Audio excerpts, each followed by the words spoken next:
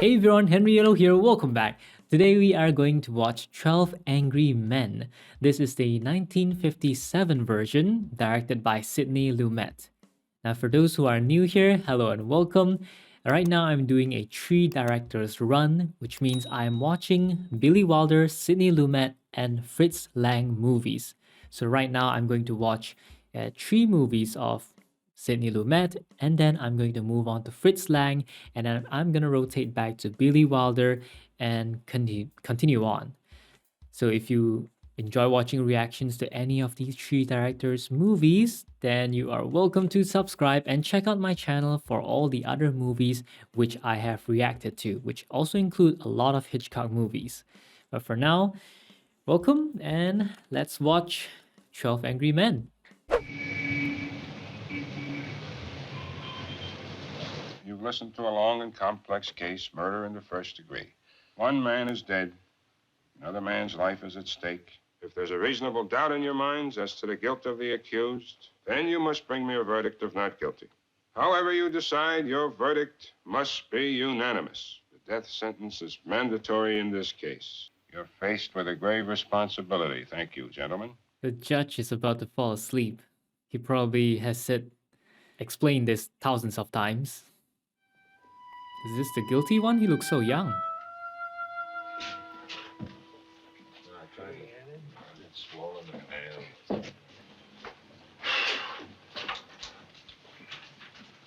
If it's a hot day and there's no fan, I'd get angry too. I never knew they locked the door. Sure they locked the door. What'd you think? I sat on many juries. What gets me is where those lawyers talk and talk and talk, even when it's an open and shut case like this one. If you ask me, I'd slap those tough kids down before they start any trouble. What about that business with the knife? I mean, asking grown-up people to believe that kind of jazz, huh? When your horn works, now try your lights. What do you got, a cold? Hardly touch my nose, you know what I mean? Yeah, when your nose gets numb and sore because you keep on blowing the horn. Yeah, we can all get out of here pretty quick, huh? I don't know about the rest of you, but I happen to have tickets to that ball game tonight. Yanks and Cleveland. Well, I thought we'd sit in order, you know, by jury numbers of 1, 2, 3, 4, 5, so on around the table. Kid kills his father, Bing, just like that. Oh, listen, you analyze the figures, you'll see that was all I'm telling you, they let those kids run wild up there. Maybe it serves them right. I think it's customary to take a preliminary vote. Yeah, let's vote. Who knows, maybe we can all get out of here, huh? Uh-huh. A first-degree murder charge here, and if we vote the accused guilty, we've got to send him to the chair. Death sentence for murder. All those voting guilty, please raise your hands.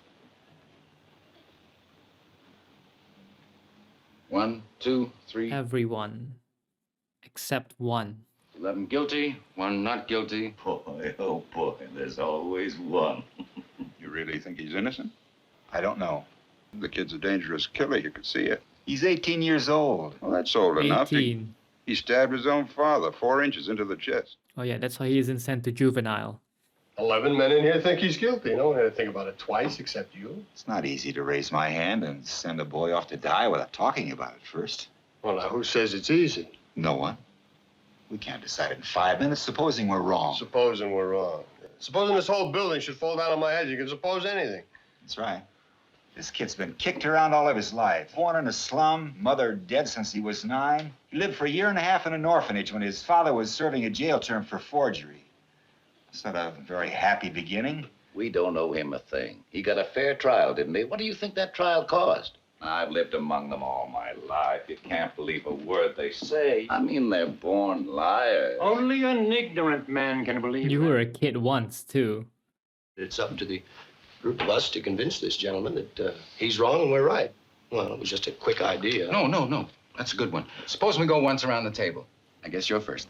Oh, I just think he's guilty. Nobody proved otherwise. Nobody has to prove otherwise. The burden of proof's on the prosecution. I have no personal feelings about this. I just want to talk about facts. The old man lived downstairs under the room where the killing took place. Heard the kid yell out, "I'm going to kill you." Heard a body hit the floor. Ran to the door, opened it up, saw the kid running down the stairs and out of the house. You can't refute facts. The kid is guilty.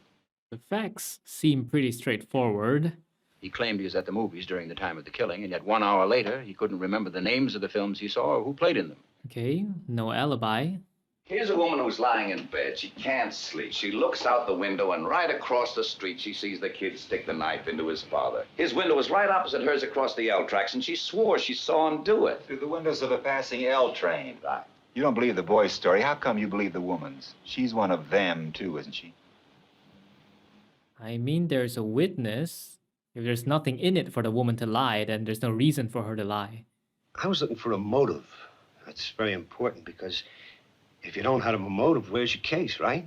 Okay, yeah. A fight, an argument between the old man and his son. They heard an argument, and they heard the father hit the boy twice.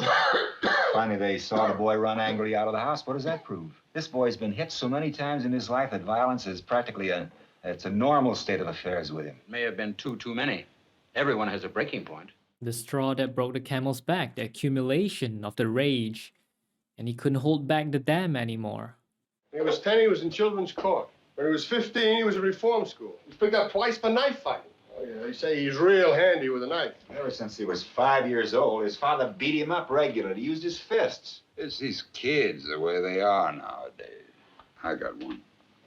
When he was 9 years old, he ran away from a fight. But I was so embarrassed, I almost threw up.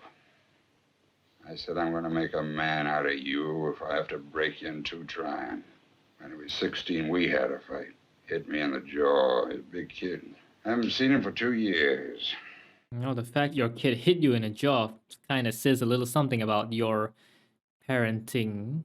He was born in a slum. Slums are breeding grounds for criminals. I know it, and so do you. The kids who crawl out of these places are real trash. I've lived in a slum all my life. I've played in backyards that were filled with garbage. Maybe you can still smell it on me. There's nothing personal Oh, about there was this. something Oh, personal. come on, fella. He didn't mean you. Let's not be so sensitive. Yeah, he was stereotyping. If he's the one who's keeping us in here, let's hear what he's got to say. Oh, now, wait a minute. We decided to, do this a certain way. Oh, stop being a kid, will you? I mean, here, you take it. You take on the responsibility. I'll keep my mouth shut, that's all. What are you getting so hot about? Calm down, will You're you? doing a beautiful job. Sit down. Yeah, you're doing great. The heat is getting to all of them.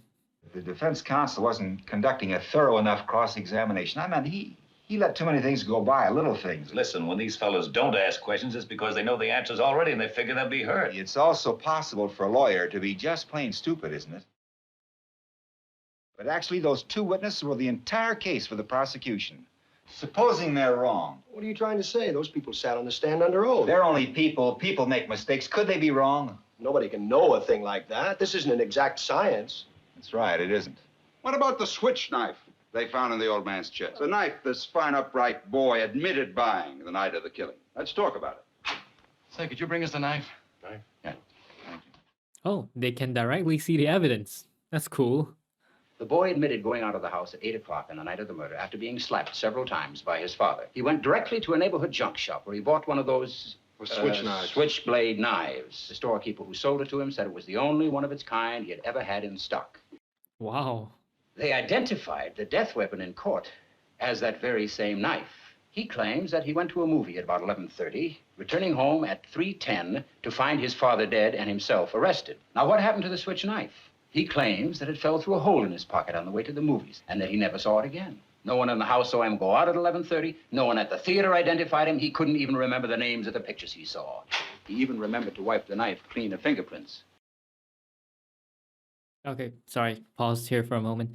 Now, this is a little bit suspicious point, which I personally feel is suspicious. It's because the boy wiped the fingerprints off the knife. If this whole murder happened because he was arguing with his father, one would call it a murder of passion, I guess, because, you're in your feelings, you feel rage, you kill a person, and if you're doing it full of anger and rage, and he runs off after that, he wouldn't have thought of wiping the fingerprints off the knife. But of course, if he was calm and cool and collected and planned the murder, then, well, yeah, he would wipe the fingerprints off the knife. But from the sound of the witnesses, the guy who heard the fight, it sounded like the boy stabbed him and ran out right away, so he wouldn't have wiped the fingerprints off. That's what I think anyway. But it's also pretty strange that the boy would not remember the movies that he saw unless he didn't go to the movies and he went somewhere else where he cannot divulge the information where he went. Maybe he did something else which is illegal, like stealing or buying drugs or something, so he can't tell people the truth. Somebody else stabbed his father with a similar knife. It's just possible. I've never seen one like it. Is that a dragon? I'm just saying a coincidence is possible. And I say it's not possible. Where did that come from? Whoa. I bought that in a little pawn shop just 2 blocks from the boy's house. It's against the law to buy or sell switchblade knives. It's illegal. Then how did the boy buy it? You're asking us to believe that somebody else did the stabbing with exactly the same kind of knife. The odds are 1,000,000 to 1. It's possible. But not very probable. Actually, it is possible, considering he had the same knife. That changes things a little bit. What do you think you're going to accomplish? You're not going to change anybody's mind. So if you want to be stubborn and hang this jury, go ahead. The kid will be tried again and found guilty as sure as he's born. I'm going to call for another vote. I'll abstain. There are 11 votes for guilty. I won't stand alone. We'll take in a guilty verdict to the judge right now.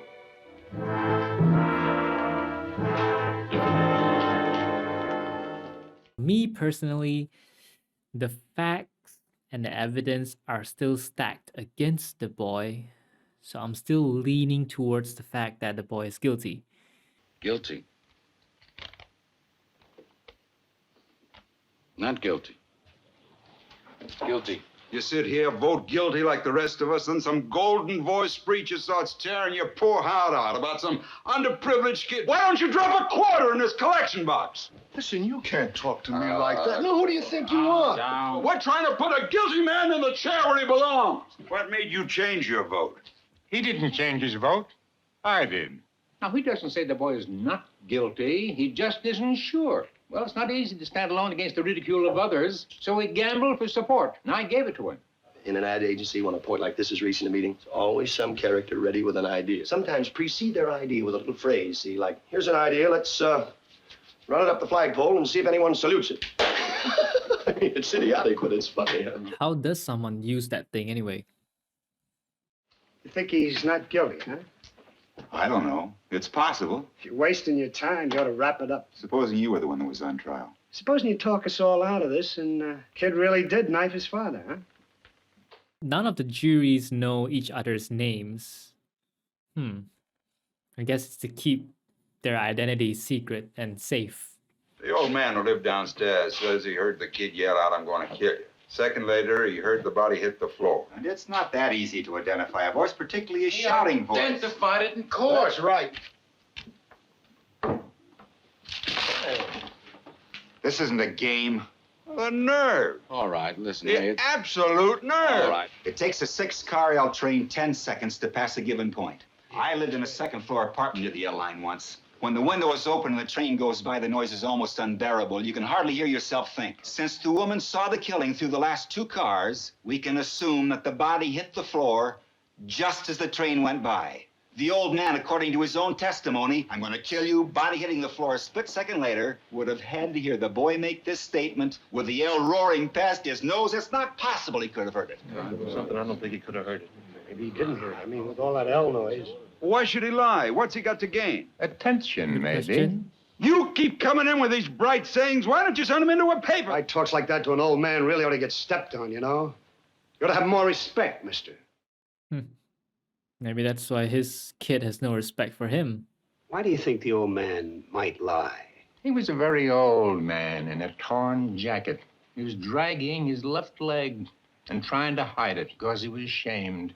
This is a quiet, frightened, insignificant old man who has been nothing all his life.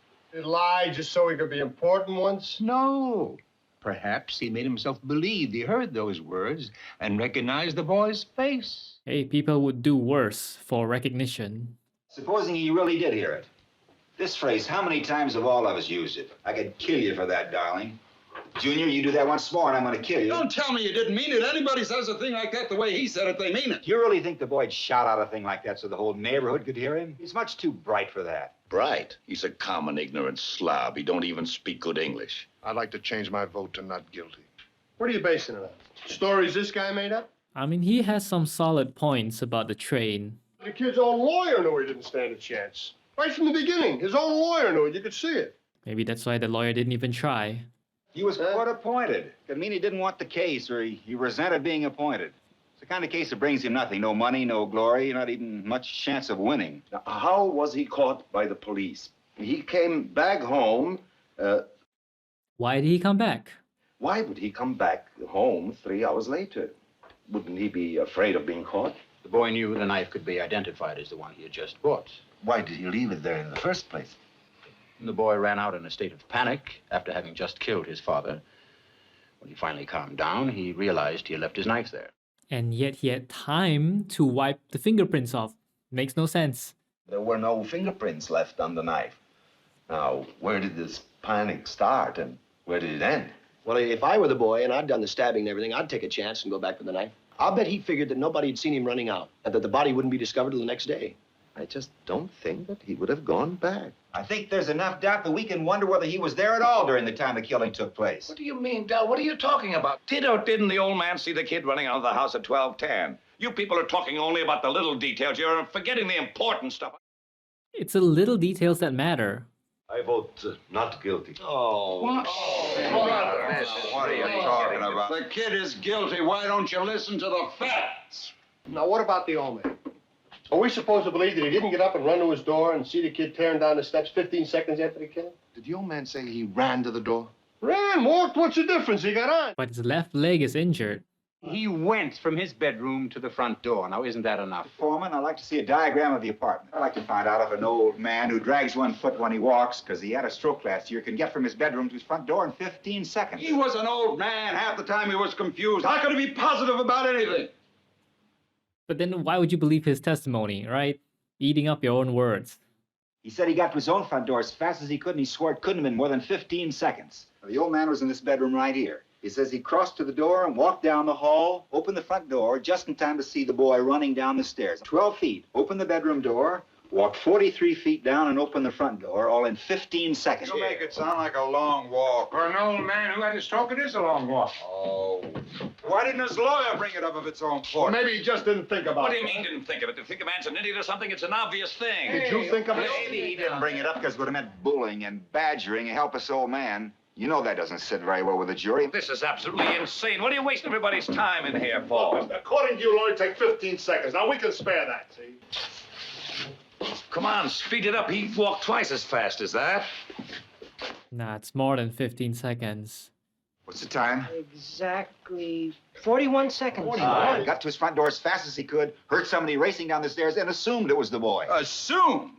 You all know he's guilty. He's got to burn. You're letting him slip through our fingers. Slip through our fingers. Are you his executioner? I'm one of them. You want to see this boy die because you personally want it, not because of the facts. You're a sadist.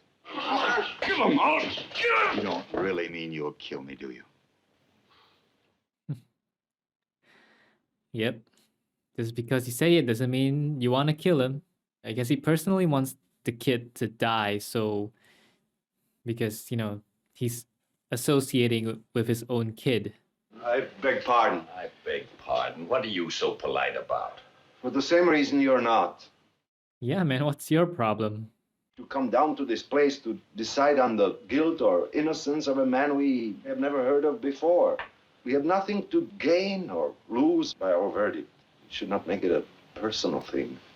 I haven't given it much thought, but let's throw it out on the stoop and see if the cat licks it up. The cat licks it up. Yeah, if the boy... Don't you ever sweat? No, I don't. I think we ought to have an open ballot. Call out our votes, you know. Let's see who stands where. Okay, I'll call off your jury numbers. 1. Oh, that's me. There's still an uncertainty, though. Even I'm not sure the boy did it or not. Some of you people in here must be out of your minds. A kid like that. I don't think the kind of boy he is has anything to do with it. The facts are supposed to determine the case. Yep. A few of them are taking it quite personal. 2 of them, to be exact. Hey, huh? Must have been on the same switch with the lights. I'm ready to walk into court right now and declare a hung jury. I don't think the judge will accept a hung jury. We haven't been in here very long. This kid wouldn't stand a chance with another jury, and you know it. After the boy claimed he'd been at the movies, couldn't remember the names of the movies or the stars who appeared in it. This gentleman here has brought that point in here several times. That's correct. The boy was questioned by the detectives in the kitchen of his apartment, while the body of his father was lying on the floor in the bedroom. Do you think you could remember details under those circumstances? I do. Under great emotional stress? Under great emotional stress. Where were you last night? I was home. How about the night before that? I left the office at 8:30 and went straight home and to bed. And the night before that? My wife and I went to the movies. What did you see? The Scarlet Circle. What was the second feature? Mrs. Bainbridge, the remarkable Mrs. Bainbridge. It's called The Amazing Mrs. Bainbridge. And you weren't under an emotional stress, were you? Oh, he actually started sweating. His first sweat in the whole movie.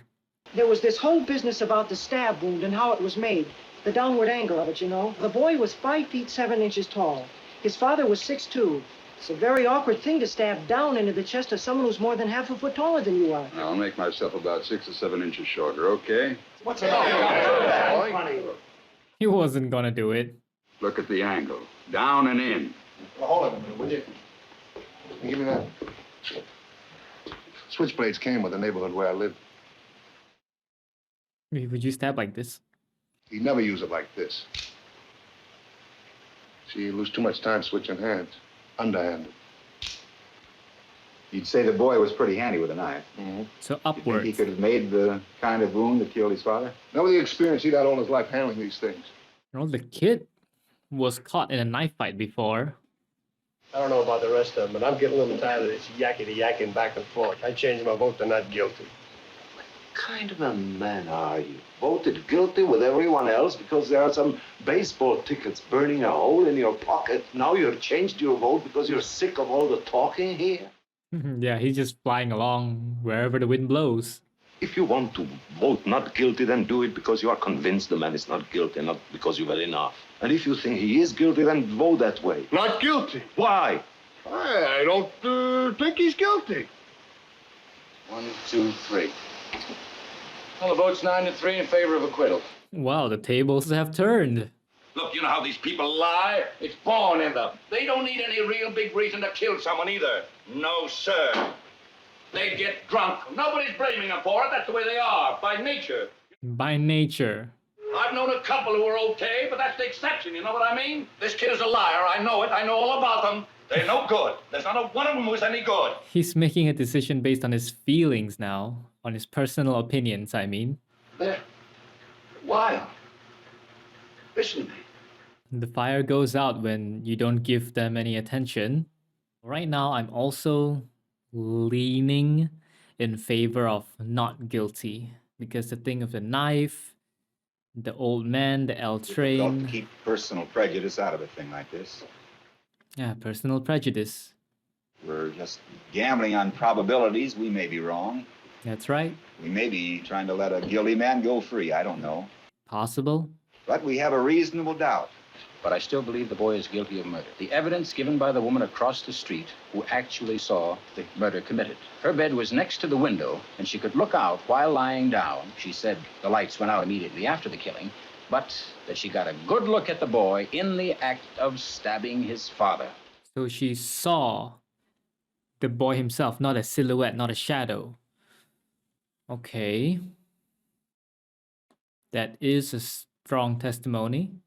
You can throw out all the other evidence. The woman saw him do it. What else do you want? Maybe we can talk about setting some kind of time limit. Someone before mentioned 7 o'clock. I think that's a point at which we might begin to discuss the question of whether we're a hung jury or not. Fair enough. You rub your nose like... Oh, I'm sorry for interrupting. Is it because of your eyeglasses? It is. Your eyeglasses made those two deep impressions on the sides of your nose. Yeah, it happens. I've never worn eyeglasses. 2020. Oh, come on, don't show off. I want to have perfect vision too. She had those same marks. She kept rubbing them in court. He's right. Now, she did do that a lot. She's making a tremendous effort to look 35 for her first public appearance. I was the closest one to her. She had these things on the side of her nose. What do you call those on the side? Well, what point are you making here? She's short-sighted, so she couldn't have seen it. I'm almost freaking blind when I take off my glasses. Did you ever see a woman who had to wear glasses and didn't want to because she thinks they spoil her looks? Yes. She didn't want to wear them out of the house so people would think she's gorgeous. But when she saw this kid killing his father, she was in the house alone. Clearly, he's never worn glasses. No, I don't. Yeah. Nobody No does one wears that. eyeglasses to bed. Correct, though. How do you know? I don't know. I know for sure. Maybe she honestly thought she saw the boy kill his father. I say she only saw a blur. How do you know what she saw? She had to be able to identify a person 60 feet away at night without glasses. Yeah. I can't even read the subtitles without my glasses. So, You think he's guilty? I think he's guilty. oh, this guy's been sitting here ever since. He's being put in the corner. I'm convinced. Yep. Not guilty. As someone who wears glasses, I'm convinced too. But what about all the other evidence? You said we could throw out all the other evidence. Oh, his words keep getting thrown back at himself, man. What do you want? I say he's guilty. What's your facts? I want to hear your arguments. What else are you hung up about? Like, you should bring it out and discuss it. You can't prove he didn't get to the door. Sure, you can take all the time, hobble around the room, but you can't prove it. I'm telling you, everything that's gone on has been twisted and turned. I've got all the facts here. Here. Say something. Clearly, they're not convinced. We are not convinced. I'm not convinced. Rotten kids, you work your life out. Yep, as I thought, it's personal because of his kid. Not guilty. I mean, if we assume everything that they've tested and discussed in this room is very, very possible, then it's highly likely the boy was not guilty. And I was persuaded. I was.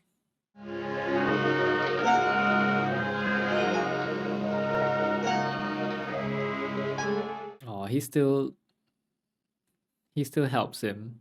He didn't glow or like become arrogant or prideful because he achieved turning the whole tables around. I guess he really was looking for the facts. He didn't take his knife with him. What's your name?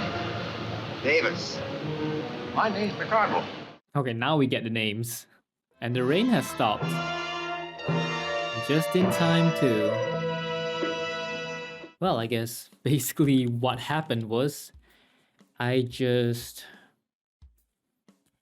watched a debate between guilty and not guilty, and the setting, everything happened within this room itself.